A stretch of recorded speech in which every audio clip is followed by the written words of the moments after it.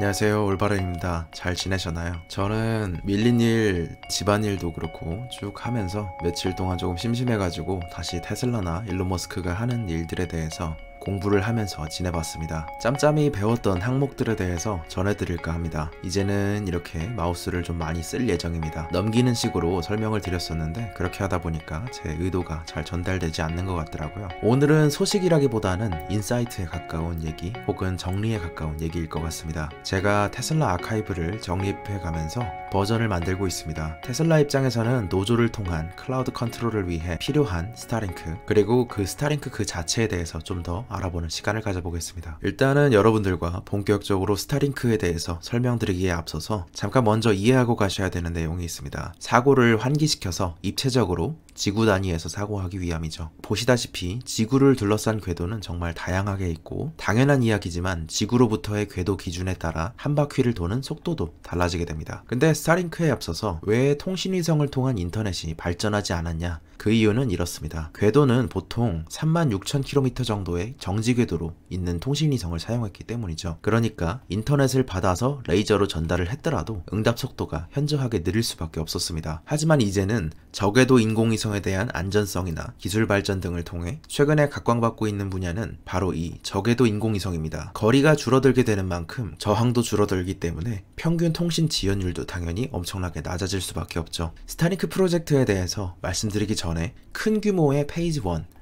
1단계가 있고 2단계가 있습니다만 이 2단계는 3만 개까지 날려보내는 최대 42,000개까지 되는 그런 단계입니다. 그리고 1단계가 12,000개이고 그래서 12,000개와 3만 개를 합쳐서 42,000개 정도 되는 것이 지금까지 나와 있는 스타링크의 로드맵입니다. 구체적인 로드맵이 2단계에서는 아직 나와 있지 않아서 일단은 1단계에서만 말씀을 드리겠습니다. 스타링크는 스페이스X의 사업부로서 2020년대 중반 대략 팔콘이 빨리 적용된다면 2024년 혹은 2027년까지 이 정도 사이에 12,000개의 인공위성을 쏘아 올려서 전송 속도 기준으로 최대 초당 1GB의 속도를 달성하겠다는 비전입니다. 12,000개의 인공위성이라는 것은 어떻게 가능하냐? 이렇게 캡슐 안에 스페이스X는 여기다가 대략 60개 정도에서 58개 정도의 위성을 집어넣습니다. 그래서 우주의 공간에서 쭉 펴가지고 각각의 궤도에 안착할 수 있게끔 만들어주는 것이죠. 그리고 잘 아시다시피 이걸 쏘아 올리는 로켓은 팔콘 9이 쓰이고 있고 이것은 다시 사용되고 있습니다. 그리고 이 로켓의 크기를 키워서 3배 큰 팔콘 헤비로 날아가게 된다면 기존에 60개씩 쏘아 올리던 것을 180개로 3배 가까이 쏘아 올릴 수 있게 됩니다. 원래는 나사 리포트에 따르면 위성 발사의 경우에는 대략 1%밖에 페이로드를 실지 못했죠. 그래서 굉장히 비효율적인 시스템이었습니다만 이렇게 접어서 쌓아 올리는 시스템과 팔콘 9의 이 로켓의 재활용을 통해서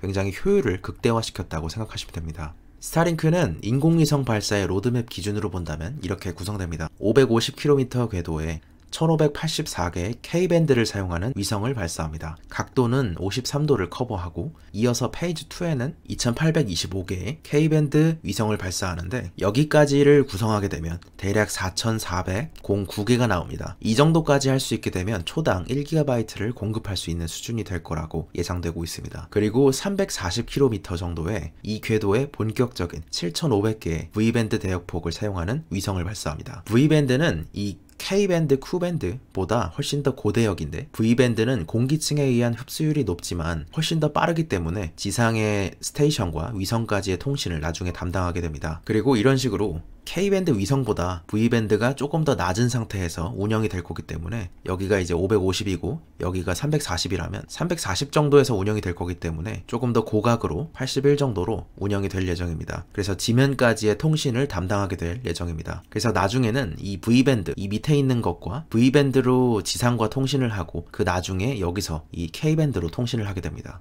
그리고 1100km로 이것을 알고 계신 분들도 계시던데 1100km가 아니라 550km로 바뀌었습니다. 당국인 FCC한테 550km 정도로 궤도를 수정해가지고 수정되었습니다. 여기까지가 K밴드 위성, V밴드 위성까지 해서 12,000개를 다 발사하게 된다면 1단계의 스타링크 페이지가 끝납니다. 물론 스타링크 계획은 아까 말씀드렸듯이 2단계까지 있습니다. 일단 그러면 정리해보죠. 지금 현실에서 테스트베드부터 지금까지 발사한 것들은 모두 550km 궤도의 위성인데요. 여기서 혹시나 궁금하신 분들이 계실까 해서 이건 사실 제가 개인적으로 궁금했던 얘기긴 한데요. 이게 습도나 비 오는 정도에 따라 감쇄라고 하죠. 여기서는 표현이 그렇습니다. 로스라고 생각하셔도 됩니다. 손실되는 부분은 이렇습니다. 이 정도가 1 정도면 크게 상관이 없는 정도인데 V밴드 쪽으로 이 고주파수로 가게 되면 로스가 상당히 많이 발생하게 되고, 그렇기 때문에 수도 더 많아야 하고 각도도 더 접어야 하죠. 그리고 비 오는 상태에 따른 감쇄 정도는 대부분의 주파수가 거의 비슷하게 바닥에 붙어 있다가 시간당 25mm 정도가 넘어가게 되면 갑자기 연결이 튀어버리고 50mm 정도는 감쇄가 급격하게 발생하기 시작합니다.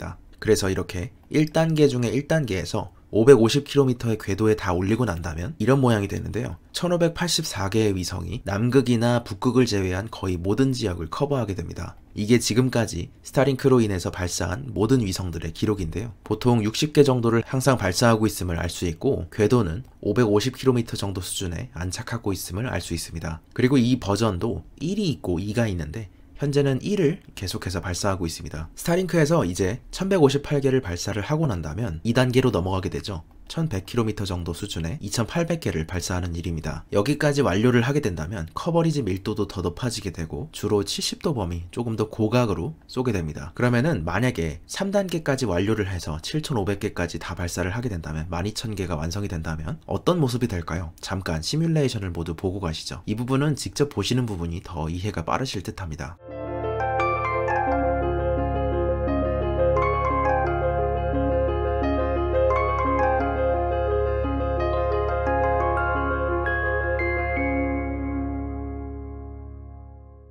일단 실용적, 상용적 목표는 12000개에 앞서서 이 4400개를 어떻게 구성하느냐, 언제 빨리 구성하느냐일 듯 합니다. 아까 말씀드렸듯 550km 궤도와 1100km 궤도에 둘 다 K밴드로 만든 위성을 모두 발사하는 것이죠. 물론 이 각도나 전체적인 킬로미터는 간단화한 것이고 실제는 540km 정도에서 570km, 1000km 정도에서 1140km 이런 식으로 밴드를 이루고 있고, 발사하는 거에 따라서 처음 거는 53도만 발사하지만 나중에는 58.3도도 발사하고 81도까지 발사하는 등 굉장히 다양한 밴드를 이루고 있습니다. 2020년에는 미국 북부와 캐나다에서 실제로 어느 정도의 퍼포먼스가 나오는지를 실험하기 위해 서비스를 시작할 것이며 2021년에는 세계 거의 모든 지역에서 서비스를 하는 것이 목표입니다. 주 목표는 주로 기존의 인터넷 공급자가 있는 도심지보다는 오지나 시골 마을을 대상으로 하는 것으로 알려져 있습니다. 과거에 FCC 당국에 제출했던 서류를 보게 되면 이 4400개의 범위까지만 하더라도 약 1GB의 속도를 구현할 수 있다고 자신하고 있습니다. 그리고 예전에 일론 머스크가 응답 속도가 매우 중요하다고 볼 수 있는데 응답 속도에 있어서는 20ms를 자신했었습니다. 근데 최근에 보여준 퍼포먼스를 보니까 꽤 긍정적인 것 같습니다. 얼마 전에 워싱턴에서 큰 산불이 났었죠. 그래가지고 그 지역의 응급 대응팀한테 스페이스X의 스타링크 인터넷을 공급해봤는데요. 필드에서 써본 분들의 CNBC 인터뷰를 들어보니까 30ms 정도의 응답 속도를 보였고 그 정도면은 지금 4G의 평균보다 훨씬 더 낮은 5G 평균에 가까운 정도입니다. 그리고 메리츠 증권의 김준성 애널리스트님 자료를 본다면 전송 속도는 4G 평균보다는 높으나 아직은 미흡한 수준입니다만 응답 속도 측면에서는 목표로 했던 20ms에 가까워졌다는 부분입니다. 그리고 긍정적인 것은 연결하는데 5분에서 10분 정도였다는 부분에서 수신만 할 수 있는 게 있고 트랜스리시버라 그래가지고 송수신이 가능한 게 있습니다. 이걸 하게 되면 뭐냐면 그냥 말 그대로 일론 머스크가 말했던 것처럼 이 접시판만 달게 된다면 그냥 바로 통신이 가능한 것이죠. 지금의 5G 네트워크 표준에는 넌 스탠드얼론과 SA라 그래서 스탠드얼론이 있습니다. 오른쪽에 이 부분을 보시면 이해가 빠르실 것 같은데 쉽게 말씀드리자면 스탠드얼론은 5G만을 위한 망을 따로 따는 것이고 넌 스탠드얼론은 4G의 LTE망을 사용을 하면서 일부만 5G를 같이 쓰는 것입니다. 그래서 원룸에 2명이 사는 거랑 투룸에 2명이 사는 거랑은 같을 수 없겠죠. 그런 면에서 이거는 이제 투룸이라고 생각하시면 되고 이거는 원룸에 2명이 같이 있다고 생각하시면 됩니다. 이 넌 스탠드얼론은 확실히 5G에 비해서 훨씬 느립니다. 이것이 현재 과도기적인 성격이라고 불리는 이유이고 기존의 망을 사용하기 때문에 5G 인터넷에도 5G 인프라에서도 혼선을 초래하기 때문에 LTE망에도 약간의 부하를 주고 있습니다. 따라서 통신망을 그러면은 스탠드얼론으로 다 깔기 위해서는 여러분들이 생각하셨던 것보다 더 많은 시간과 더 많은 비용이 걸린다는 의미이기도 합니다. 그러면 아주 고대역의 진짜 5G는 언제 쓸 수 있을까요?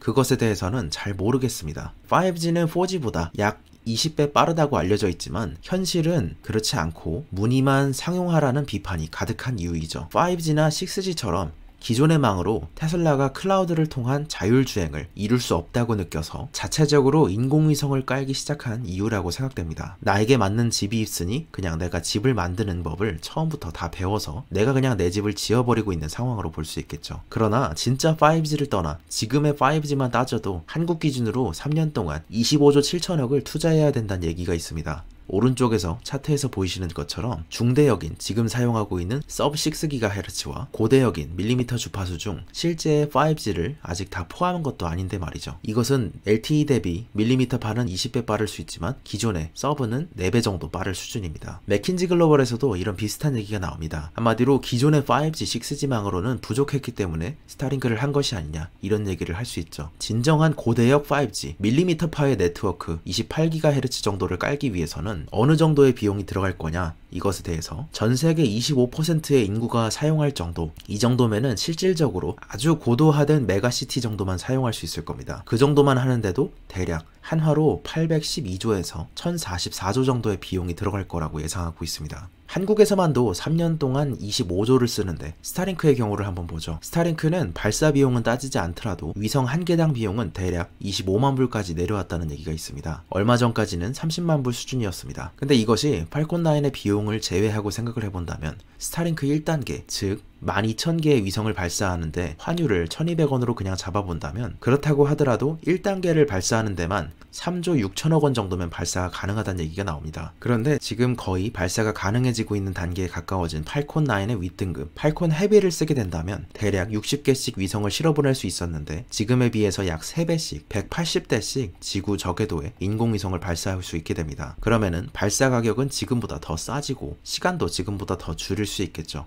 그러면 단순히 5G만 대체하기 위해서 필요한 건 아닙니다. 6G를 위해서라도 통신위성은 필요하죠. 5G가 영역이 매우 좁기 때문에 빔포밍 같이 쏴주는 방식을 택했는데 이것에 대해서 설명을 일단 드릴게요.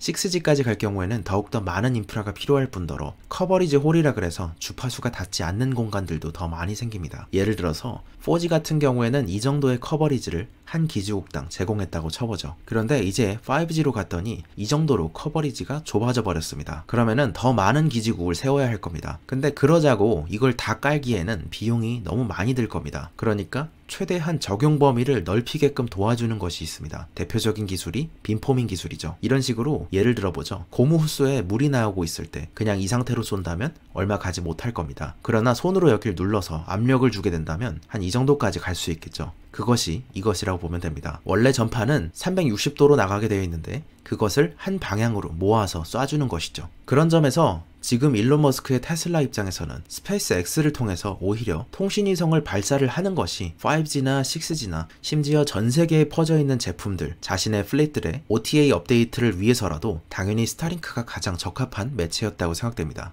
그리고 여기에 더해 자신들이 원하는 도조 컴퓨터를 통한 클라우드 자율주행을 위해서는 조금 더 싸고 훨씬 더 효과적인 생각이 듭니다. 이런 식으로 6G를 향해 갈수록 오히려 더욱더 주파수 파장이 짧아지기 때문에 범위는 더욱더 좁아질 것이고 고속이동을 위해서는 이런 빔포밍 같은 기술도 무용해질 가능성이 높습니다. 특히 UAM 같은 경우에는 이런 지상의 기지국을 통해서는 빌딩에 있어서 반사가 일어나죠. 그러나 위에서, 지구 위에서 이것을 쏘게 된다 그러면 차에 있어서 반사되는 측면이 없기 때문에 훨씬 더 UAM도 그렇고 차도 그렇고 간섭이 없어서 적에도 통신위성을 통한 통신 방식의 보조를 받아야 할 거란 전망이 돌고 있습니다.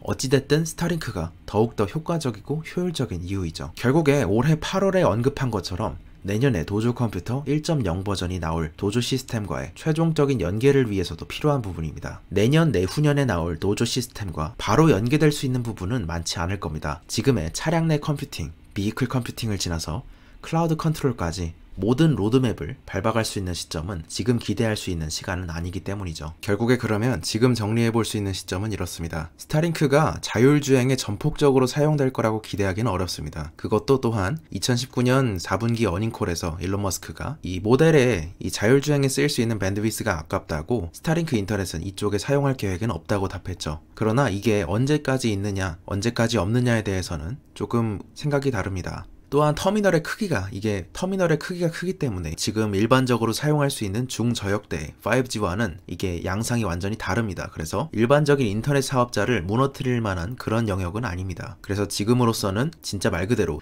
산간이나 외지, 아프리카 같은 데에서 그런 데서 나중에 사용할 만한 가치가 있을 것 같고요. 그래서 지금의 인터넷 제공 사업자들에게 직접적으로 큰 위협이 되는 사업은 아닐 수 있다는 점이고, 그런데 이 연계성이 높아질 거라는 것은 무엇을 보고 얘기를 드리는 거냐, 결국에 2024년, 2025년쯤에 1단계가 끝나고 2단계 혹은 더 빠르게 된다면 2027년 혹은 30년까지 2단계 42,000개를 완성을 하게 된다면, 그 정도 됐을 때 가지게 될 기가바이트를 고려를 한다면 위성의 맥스를 고려했을 때 20기가바이트까지 처리하고 8ms까지 지연 속도를 줄일 수 있었을 때, 이때에는 해봄직하다는 생각이 듭니다. 무엇을 해봄직하다는 생각이냐면, 전 세계적으로 음영 없이 HD 맵을 구현하기 위해서, 그리고 그런 작업들을 OTA로 또다시 뿌리기 위해서는 여전히 그때에도 각각의 차량마다 아들 클라우드와 엄마 클라우드가 있겠지만, 전체적인 HD 맵을 구현하기 위해서는 이 엄마 클라우드의 작업을 할 수 있는 스타링크 프로젝트가 필요하지 않나, 이 정도의 생각을 가지고 있습니다. 그래서 너무 이 스타링크가 완전하게 과장되어야 할 필요도 없지만 완전하게 축소되어야 할 필요도 없다, 이런 식으로 생각해 볼 수 있을 것 같습니다. 다음 편에는 테슬라의 자율주행에 대한, 그리고 클라우드 컨트롤 쪽에 대한 나름의 정리가 들어갈 것 같습니다. 오늘도 좋은 하루 되시기 바랍니다. 감사합니다. 올바른이었습니다.